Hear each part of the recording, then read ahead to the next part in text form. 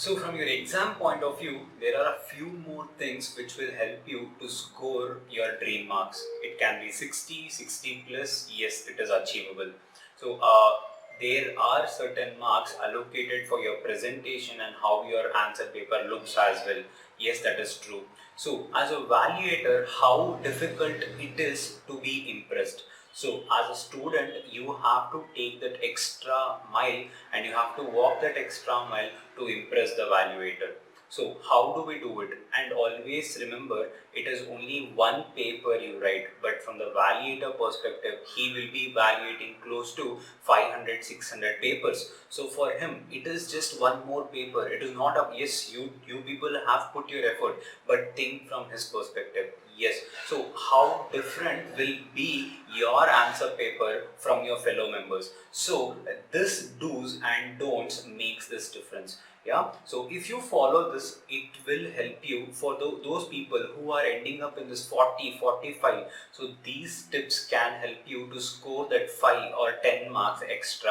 And addition to that, I'll also be telling you how to write your exams, how to write your individual questions when they are asked in different ways. Yeah. So let's begin our today's video. So we will start with do's, that is what you have to follow in your exam. So I have listed few of the points. There are even more. If you want, you can follow, but yes, I have tried to list down some 8 important points that you need to follow when it comes to your exam. The first one, try to start every question from a new page. This makes lot of difference, and you have been given sufficient number of papers, so do not try to save it there. And make sure you are numbering the questions properly. Do put extra effort to put the question number. Guys, if your question number is wrong, that answer is wrong, it will not be considered. So make sure you are numbering the questions properly.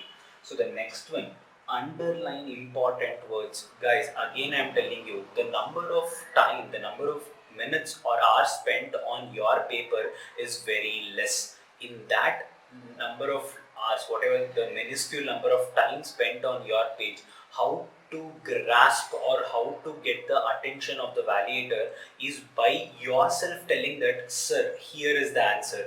You need not go through the entire question. If you just read this word, you will be understood that I know the answer. So what is that? Now say for example, there are any limits, say net worth, turnover, paid up capital, or say for example in questions like, is it applicable or not? Yes, it is applicable. Underline that. Net worth, underline that. Wherever it is important, and if you feel that you know the section, underline that. So all these things will help you score extra mile. And guys, do not forget, stop underlining everything and anything in your answer. So it has to be only those words which you feel is conveying the answer. So that is again important point.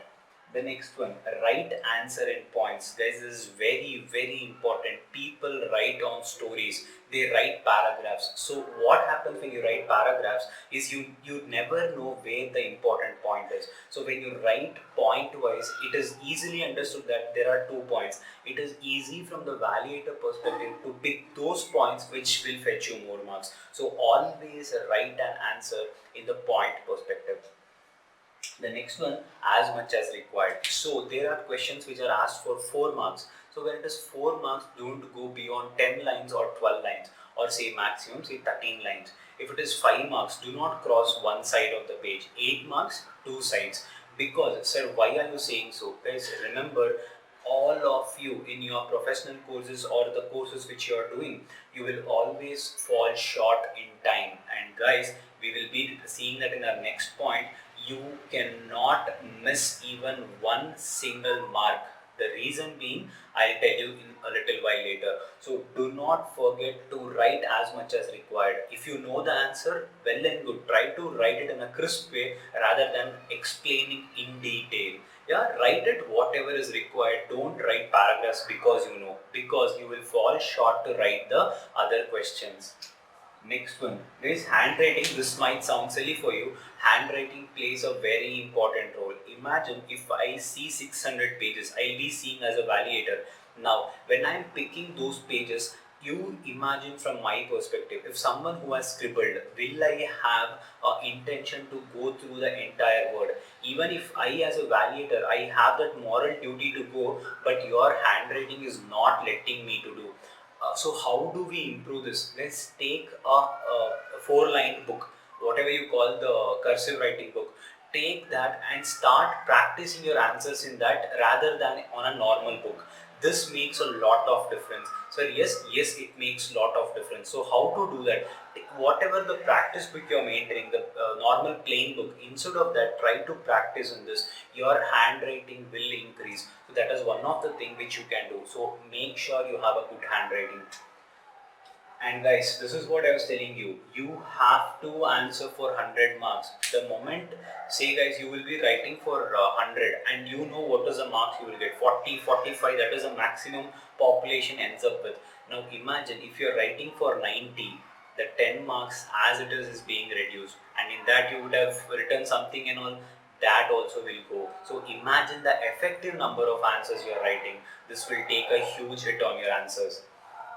The next one is write the sections, rules and act. If it is Companies Act, write Companies Act. Indian Contract Act, Indian Contract Act. Try to remember the year. It makes lot of difference. So what to do if we do not know the section? Guys, if you write a section, it makes difference. Why? Imagine out of 600, as far as I have seen, not at least like 300 to 400 people won't even try to remember the section. So it is left with 200. Look at the chance of you scoring good marks there. So sections always adds the weightage. So what if I do not know the section? What you need to do is you have to write as may be prescribed or as prescribed in the act or as per the relevant section in Companies Act. So that is how you need to pick, and you have to write, say, as per the relevant section in Companies Act 2013 or any other particular act as it is. The next one is the format. Don't write everything in the same format. Let your answer paper has differences, because as a validator, I would like your paper. It makes a lot of difference and you will be easily able to impress the evaluator. So these are the list of do's which you have to practice. And let us look at don'ts now. So avoid writing wrong sections. Guys, if you don't know sections, eliminate it. This point doesn't apply to you. So if you do not know, don't write. Do not bluff. The first thing. Next one, avoid striking off. There, it might happen that you would write one word twice. After that, you realize it. Stop striking off that word. It's okay, leave it, because it will have a very bad impact on your paper. And even if you want to scratch, you feel that you have written a very wrong number. Scratch it in a normal way, in a formal way, in a polished way, rather than doing scribbling. Yeah, there is always a difference. So this makes difference rather than, yeah, so there is always a difference. So maintain some polish in your answers. Next one, avoid writing lengthy answers. I told you, write as much as required, not over or not below. That you have to choose it as per the marks allocated for the particular answer. Next one, paragraph writing. I just told you, you have to be in your point wise, not paragraph writing. Try to avoid this. Guys, next important thing, try to be at least a half an hour or 1 hour early. The reason being, if you are late, you are already losing your marks. You know you will not be able to complete your question in 3 hours. So imagine in that, if you are late, your heart will be pounding, you are already tensed, you will be sweating. So you know what is going to be the situation. So avoid going late. It is okay you reaching a 1 hour early.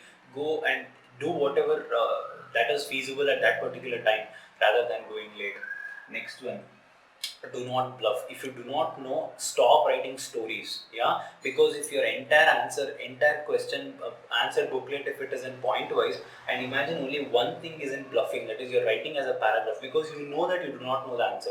So if you do not know, try to write at least 3 to 4 points. If you partially remember, if you do not know at all, no matter what to do, then you have no choice than leave the answer. If you know something, even like a relevant, like 30%, then try to write. But do not bluff it off. Do not bluff everything.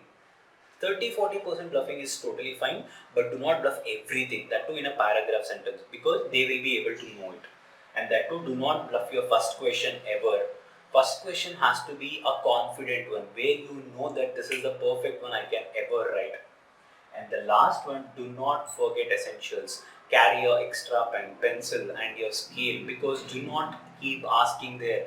The moment you forget this, calculators, watch is a very essential thing, and you have to carry all this. The moment you forget that, your already half confidence is gone, and your mind says that I have to ask it with someone else, and you know your what will be the state of mind if you're asking someone. The invigilator might tell you to what is going on, can't you get it? All that you can avoid. So guys, these are the do's and don'ts which you can practice from your exam point of view. Try to practice this and you will find a difference in your exam, and you will be able to score better. Yeah, and stay tuned for the next videos in which I'll be explaining you on what are the formats and how to write your examination questions. Yeah, thank you guys.